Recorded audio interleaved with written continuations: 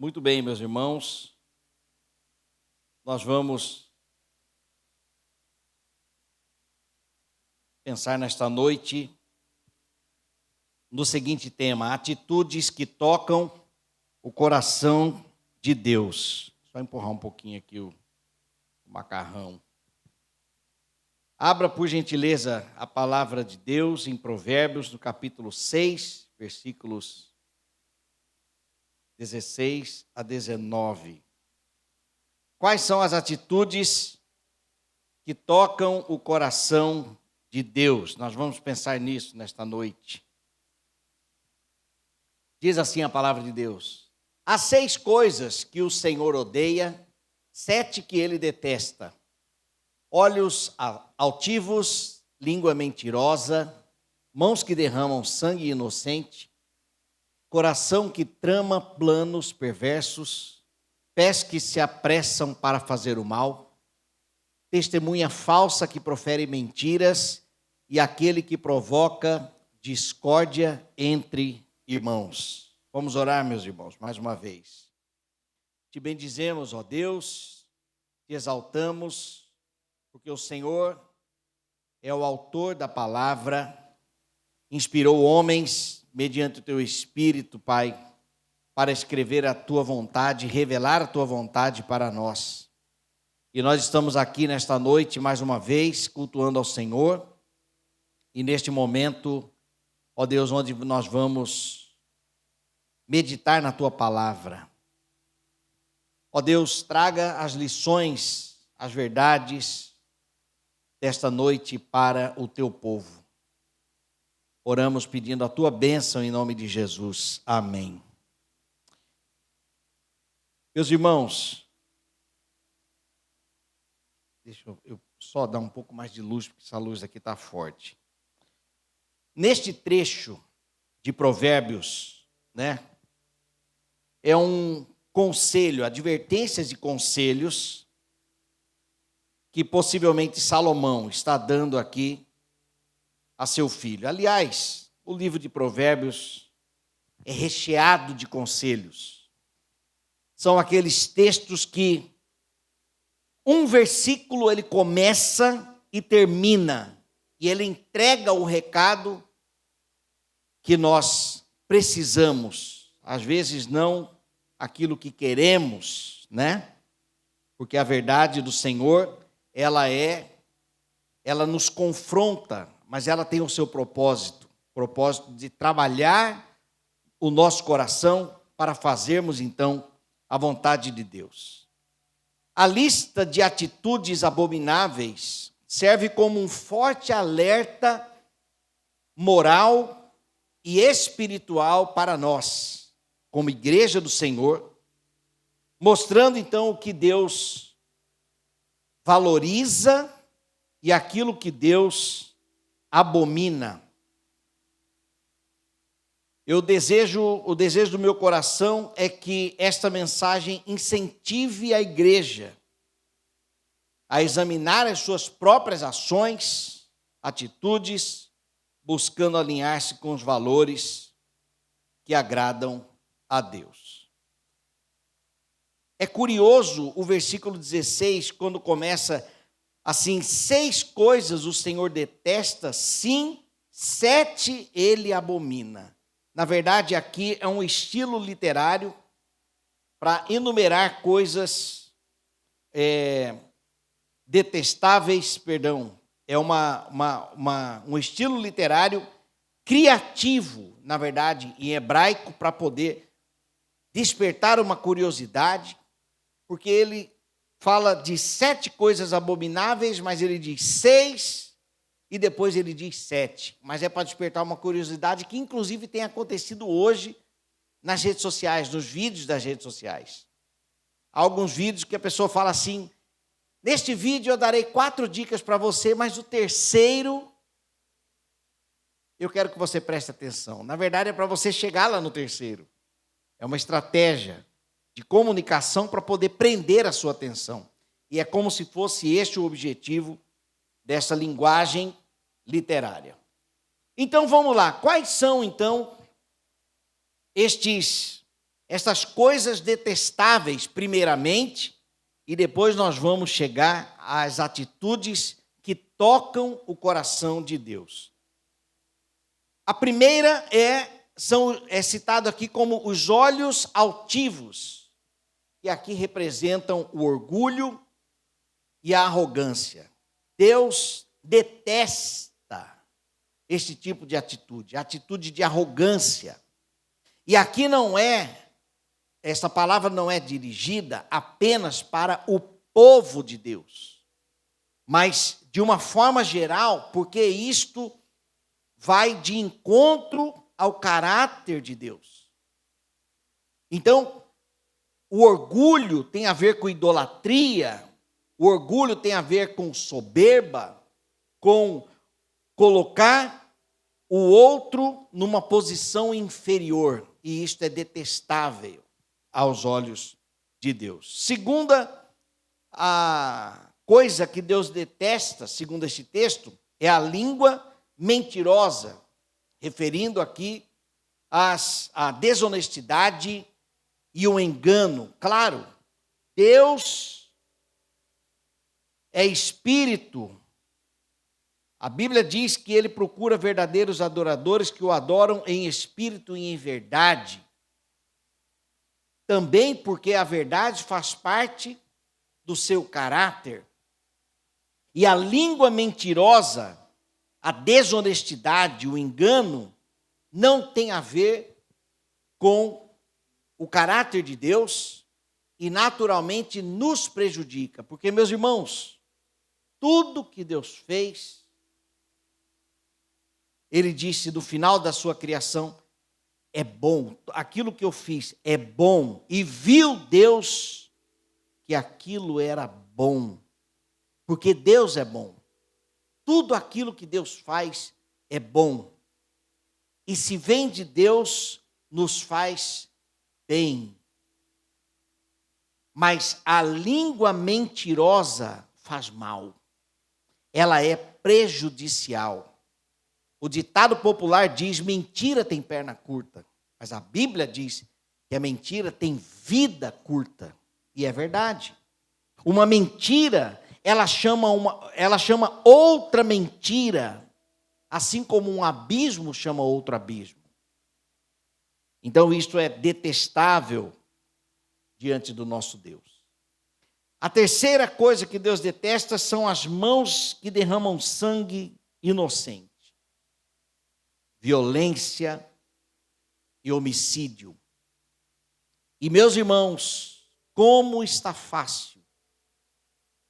Como está fácil nós vermos, assistirmos, testemunharmos episódios de assassinato, de mortes. Eu lembro que quando eu trabalhava na Record, na segunda-feira, é interessante isso aqui, meus irmãos. Na segunda-feira, eu percebi que as mortes que aconteciam nos finais de semana, né, ali, as notícias de segunda-feira eram um tipo de morte mais voltado a que aconteciam com arma branca.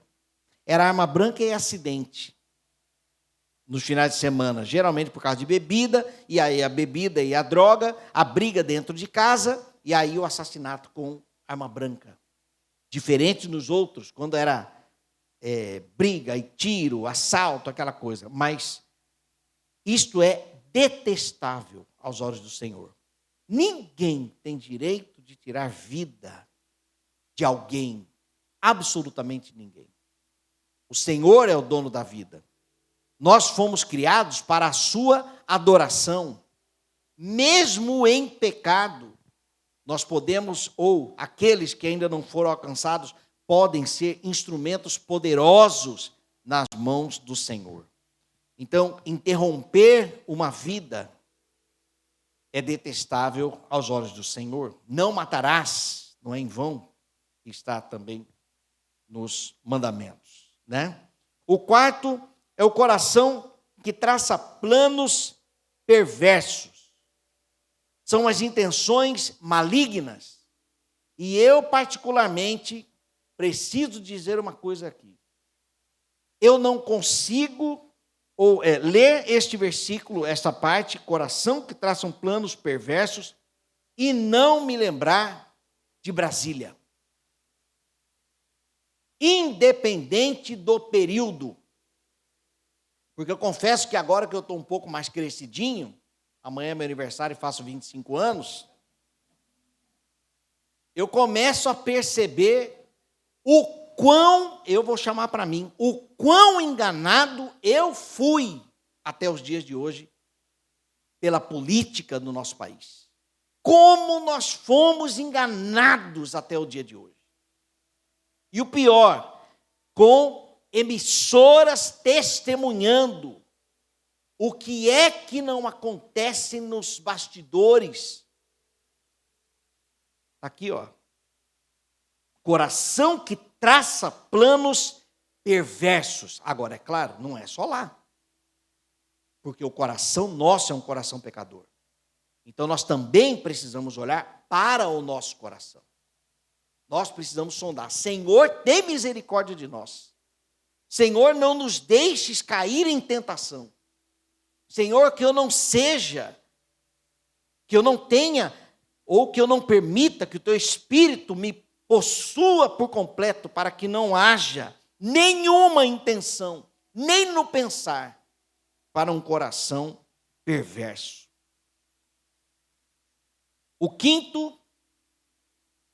A quinta coisa que Deus detesta, pés que se apressam para fazer o mal, disposição rápida para cometer iniquidades. O sexto, vou andar um pouco mais aqui, testemunha falsa que espalha mentiras, falsidade, calúnia, difamação, né? Às vezes alcançando pessoas inocentes, pessoas que não fizeram nada, mas por causa de calúnias, aquela pessoa é manchada, a história, o currículo é manchado, e aí prejudicando, às vezes, o emprego, prejudicando relacionamentos, e tudo isso aqui é abominável ao Senhor. E, por fim, aquele que provoca discórdia entre irmãos. Aqui nós podemos falar tanto irmãos dentro de casa, no meio da família, como também irmãos no meio da igreja. São aqueles semeadores de conflito e desunião. Eu confesso, meus irmãos, e quero dar glórias a Deus aqui por isso, eu e meus dois irmãos, nós somos muito amigos. Muito amigos. Tenho um irmão gêmeo, por coincidência, amanhã é aniversário dele também, né? Aliás, amanhã é aniversário da minha mãe também, e do filho do meu irmão gêmeo. São 4 lá, fazendo aniversário amanhã. Mas nós somos amigos, sabe? Graças a Deus, há situações, ou então há assuntos que nós discordamos um do outro, mas que está tudo bem, nós tratamos aquele assunto, ou nós respeitamos a posição de cada um naquilo ali, e vamos embora, nós continuamos sendo irmãos.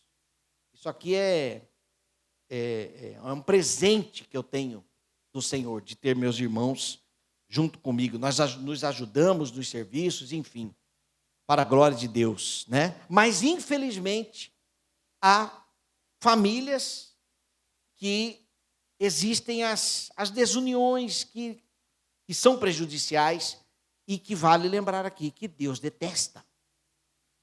Será que há algo na nossa casa, um relacionamento que precisa ser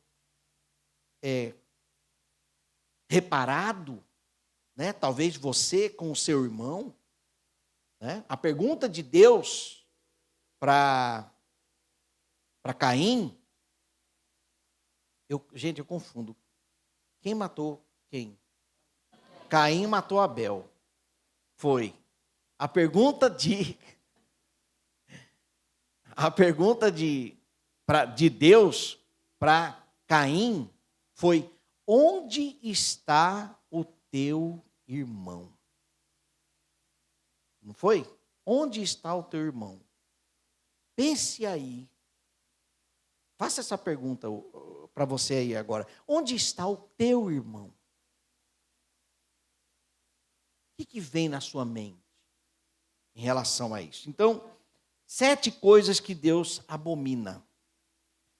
Mas eu trouxe aqui para o coração da igreja também agora o outro lado, as atitudes que tocam o coração de Deus. Quais são então esses valores que agrada o nosso Senhor? A primeira atitude é que Deus se agrada da integridade. A integridade, ela é a qualidade de ser honesto e ter fortes princípios morais. O texto, ele aponta aqui aquilo que Deus detesta: a língua mentirosa e a testemunha falsa que espalha mentiras, e o oposto disso é a integridade. Provérbios, capítulo 10, versículo 9, diz o seguinte: quem anda com integridade anda seguro, mas quem segue veredas tortuosas será descoberto. Então vale a pena a vida de integridade. O lugar da integridade é no nosso coração. Nós fazemos essa separação, né, de mente e coração. Está na mente, mas não está no coração, mas nós sabemos que, na verdade, o coração não existe. O coração aqui é ilustrativo, né? Então, uma comparação que eu faço aqui é que na mente nós decoramos, mas no coração nós cravamos, no coração é pregado a mensagem. E então nós vivemos a mensagem. Passamos do conhecimento para a obediência, da obediência, naturalmente, à prática, e da prática criamos, então, um hábito. No início, praticarmos pode ser desafiador e despender de nós energia, uma energia maior. É como, por exemplo, ir para uma academia. Meu Deus, hoje tem que ir para a academia. Aí você vai no outro dia, Senhor, tem que ir para a academia de novo. Aí vai para a academia, de novo. Mas chega uma hora que você já começa a criar o hábito e você entende que você tem que ir para lá. E então, da mesma forma, a prática da palavra de Deus. A vivência em integridade. E é claro que a integridade, ela vem do Espírito Santo de Deus. Há aquela integridade que nós aprendemos dos nossos pais, com os nossos pais, mas essa integridade aprendida, ela não é uma integridade que completa todo o coração, ou toda a nossa mente, em todas as áreas da vida. Mas quando o Espírito Santo de Deus, o Pentecoste individual acontece, quando o Espírito Santo de Deus toma posse, quando nós somos selados pelo Espírito Santo, o apóstolo Paulo diz isso, Efésios capítulo 1, versículo 13, então nós temos alguém para nos cutucar, quando estamos num caminho, numa direção que vai ferir a nossa postura de integridade. Com o Espírito Santo, ele nos alerta. Sem o Espírito Santo, somos íntegros naquilo que nós aprendemos. O Espírito Santo possibilita sermos íntegros em todas as áreas, quando ele passa a habitar em nós. E a integridade é, então, o primeiro valor. Deus se agrada da integridade. O momento de integridade também, além do coração, um momento de integridade deve ser a todo instante, e não de vez em quando. Só na igreja no domingo, no trabalho nem tanto. Em casa, eu acho que até que dá para ser um pouco íntegro. Não, a integridade deve ser a todo instante. Gálatas, eu lembrei desse texto, deste episódio, em Gálatas, Pedro, no meio dos gentios, estava se comportando como gentil e não como judeu. E então, versículo 14 diz, você, o apóstolo Paulo dizendo para Pedro, você é judeu, mas vive como gentil e não como judeu. Portanto, como pode obrigar gentios a viverem como judeus? Vamos mudar este texto, ilustrar aqui. Você é crente, mas vive como gentio. Quem são os gentios? Os gentios eram aqueles que não tinham um senhor. Os judeus tinham, mas os gentios não.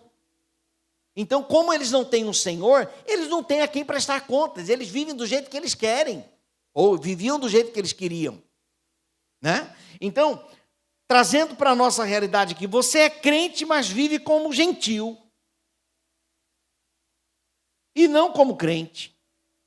Portanto, como pode obrigar o não crente a viver como crente? Né? Então, a integridade mediante o Espírito possibilita vivermos de forma inteiramente, que é o sentido da palavra, e não parcialmente como cristão ou a nossa integridade. Isto agrada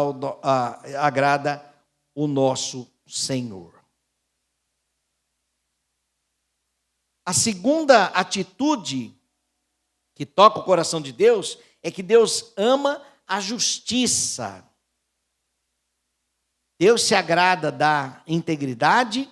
Segundo, Deus ama a justiça. Deus odeia mãos que derramam sangue inocente e coração que traça planos perversos. O oposto disso, Deus ama a justiça. A justiça faz parte do caráter de Deus e Ele espera que o seu povo pratique a justiça. Há um sentido espiritual da palavra justiça que significa o ajuste com Deus, os justos, né? Os justos, aqueles que foram justificados pelo Senhor, eles tiveram os seus relacionamentos ajustados com Deus. Então, em Cristo, nós somos justificados. Agora, as nossas atitudes precisam, então, ser atitudes de justiça. Miqueias, capítulo 6, versículo 8, diz: Ele mostrou a você, ó homem, o que é bom e o que o Senhor exige. Pratique a justiça, ame a fidelidade e ande humildemente com o seu Deus. Existem as injustiças sociais. Meus irmãos, depois da queda,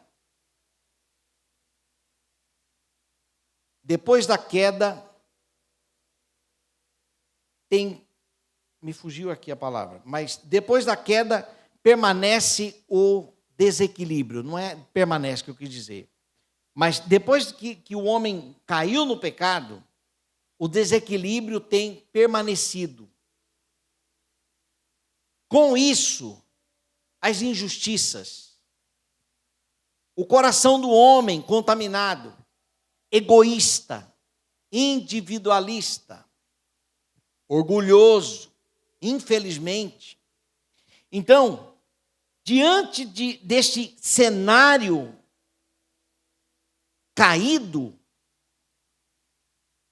é natural que aconteça as injustiças sociais, por exemplo, ricos e pobres, uma distribuição injusta, né, das rendas, as injustiças raciais, negros, brancos, índios. Eu morei próximo à chácara do Seminário Teológico Batista, lá de Mato Grosso, vizinho mesmo, e lá eles tinham a Sociedade Internacional Linguística que buscavam índios nas tribos para convertidos, né? Eles tinham a missão nas tribos e na língua chavante, a tribo chavante. E o trabalho deles, missionário, era o trabalho de traduzir a Bíblia, o Novo Testamento do inglês para o chavante. E foi um trabalho belíssimo. E eu tive o privilégio de ver esse material concluído, da década de 70 até ali no início do ano 2000, eles concluíram o trabalho e traduziram a Bíblia para a língua chavante. Então, eles traziam os índios para a sede da Sociedade Internacional Linguística e eles testemunhavam de como eles eram deixados de lado em todos os aspectos. O que chegava até lá, bebida, drogas, né, as influências mundanas, mas aqui, então, as injustiças raciais, existem também as injustiças religiosas. Nós temos aqui, pelo menos há uns 10 anos atrás, eu gravei um vídeo e fiz uma pesquisa, o IBGE constatava que no Brasil 86% dos brasileiros eram católicos ou cristãos. E isto, querendo ou não, contribui muito para a expansão do evangelho aqui no campo. Mas acontecem injustiças religiosas, seja perseguição de evangélicos, mas também católicos, também espíritas, pessoal do candomblé e muçulmanos. E isso a injustiça é abominável aos olhos do Senhor. Existe, de fato, preconceitos. Nós aprendemos, né, não apenas em casa, mas nós aprendemos determinadas culturas ou conceitos, que no dia a dia, sem pensar, vem o pré-conceito diante daquela situação. E isto é abominável aos olhos do Senhor. Porque diante do Senhor, nós somos todos pecadores, carentes da graça de Deus. Se nós hoje estamos aqui, é porque nós fomos alcançados pela graça de Deus. Dia 29 de maio agora, completam 25 anos que eu entreguei minha vida a Cristo. E a condição que eu estava para que Deus fosse lá me buscar, não era uma condição que agradava ao Senhor ao ponto dele me trazer para cá. Pelo contrário, era uma condição completamente oposta. Eu estava vivendo na contramão dos princípios de Deus, mas Ele me amou e me buscou. Ele te amou e te buscou lá onde você estava.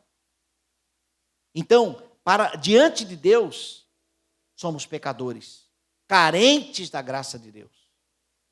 Mas nós só estamos aqui porque Cristo nos deu o entendimento e o Espírito Santo nos transformou e tem transformado pela sua graça. As injustiças em relação a gênero, lembrando aqui que gênero é homem e mulher, né? Mas existe também, hoje, de uma forma clara, a questão da homossexualidade, e essas pessoas também precisam de atenção, de ajuda, de amor, de respeito, porque antes de tudo, são seres humanos, são pessoas. E nós, como cristãos, precisamos honrar o nosso Senhor. A decisão de como iremos nos comportar, a responsabilidade é nossa. E nós, tendo o Senhor como a nossa referência, nós temos que decidir agradá-lo, porque existem coisas que o Senhor detesta. E a nossa atitude precisa ser, então, atitudes de honra ao Senhor, respeito ao Senhor, né? Respeitamos as pessoas. Agora, aquilo que cada pessoa pratica, nós não somos obrigados a concordar em qualquer área da vida. Em qualquer área da vida. Não somos obrigados a concordar. Respeitamos, né? Respeitamos. E é isso aí. Toda injustiça vem do homem e toda justiça vem de Deus. Quando nós somos justos, nós agimos conforme o caráter de Deus.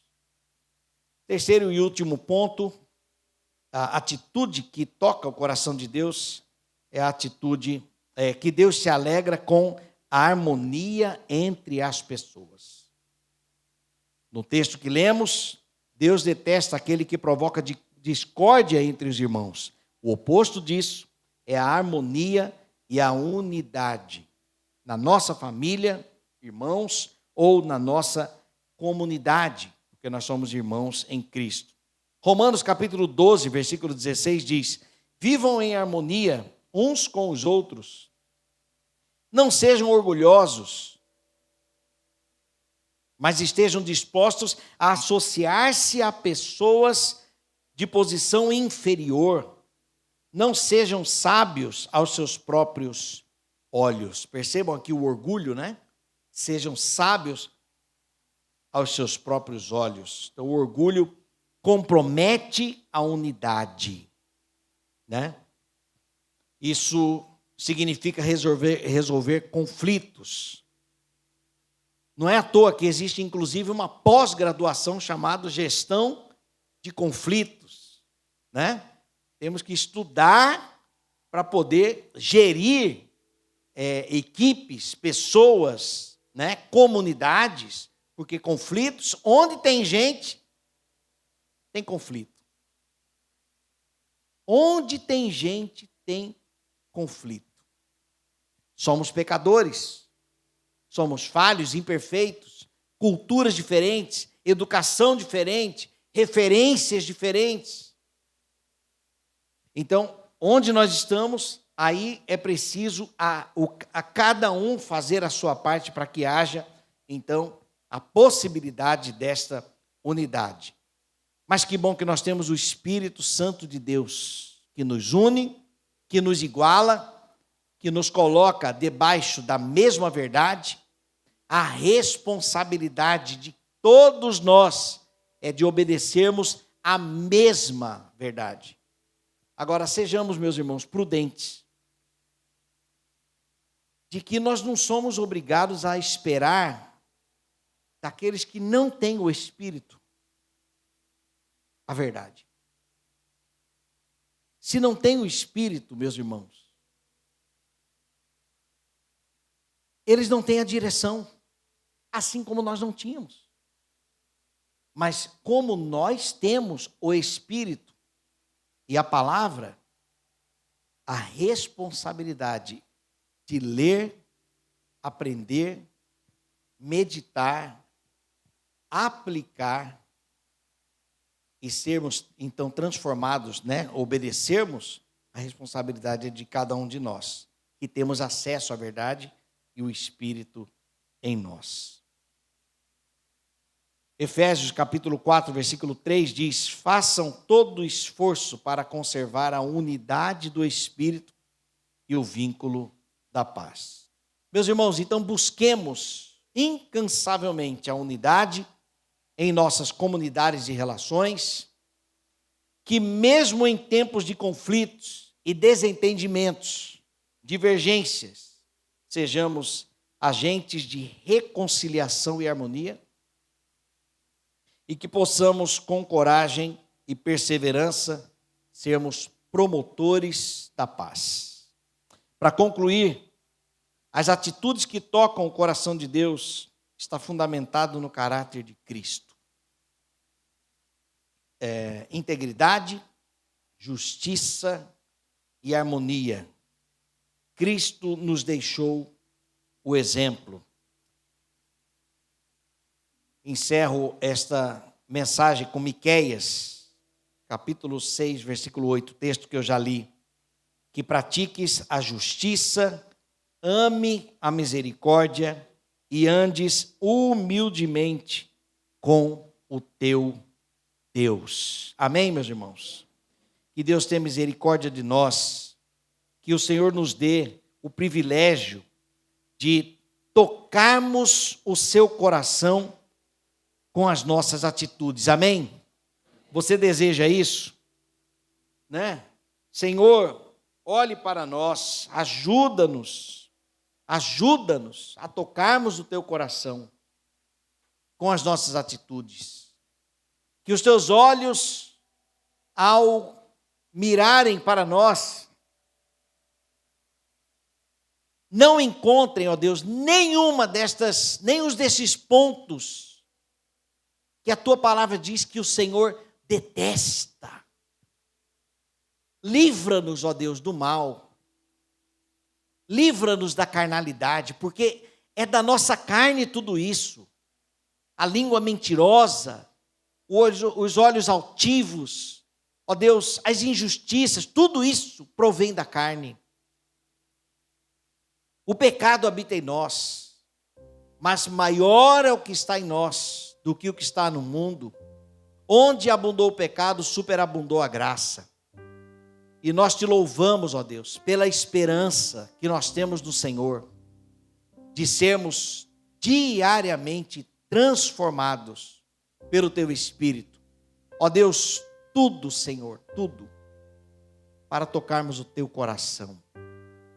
Pelo teu amor, ó Deus, pela tua graça, pela tua compaixão, pelo teu inclinar os ouvidos para nós, pela tua grandeza, ó Deus. Nós te exaltamos e ajuda-nos, ó Deus, a termos atitudes que tocam de fato o teu coração. Este é o desejo sincero, ó Deus, nosso, como igreja, como povo do Senhor. Em nome de Jesus. Amém. Graças a Deus.